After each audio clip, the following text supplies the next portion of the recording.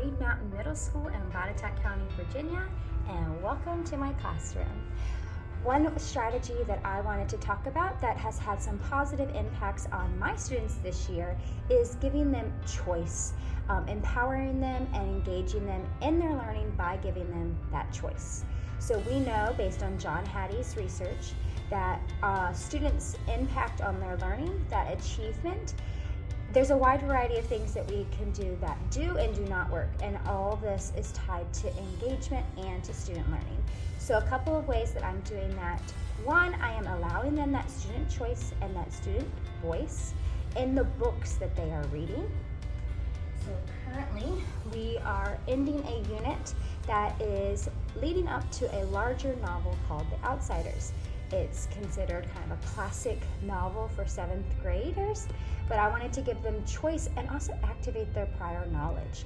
So at the beginning of the unit, students did a book tasting, and they ultimately chose one of these books. So we have One Crazy Summer, we have Hush, we have Holes, and we have Harbor Me.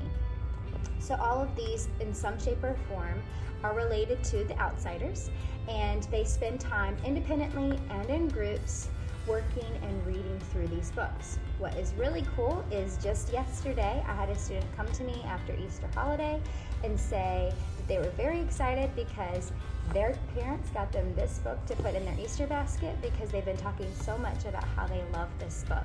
So that's not only impacting their learning here in school, but it's also relating to at home. Another way that I'm empowering my students is through reciprocal teaching. Reciprocal teaching, according to Hattie's research, has a massive amount of impacts on student achievement and student learning. My students love a game called trashketball, and it's basically just a review game. The teacher typically comes up with review questions on a specific skill or standard, like figurative language, and if they get it right, they get an opportunity to shoot trash into a trash can. So not only does it get them super excited to play a game because it's competitive learning, but it's also very interactive. But I wanted to give them empowerment of this. I wanted it to be purposeful and it be more student-centered versus teacher-centered, and that creation piece.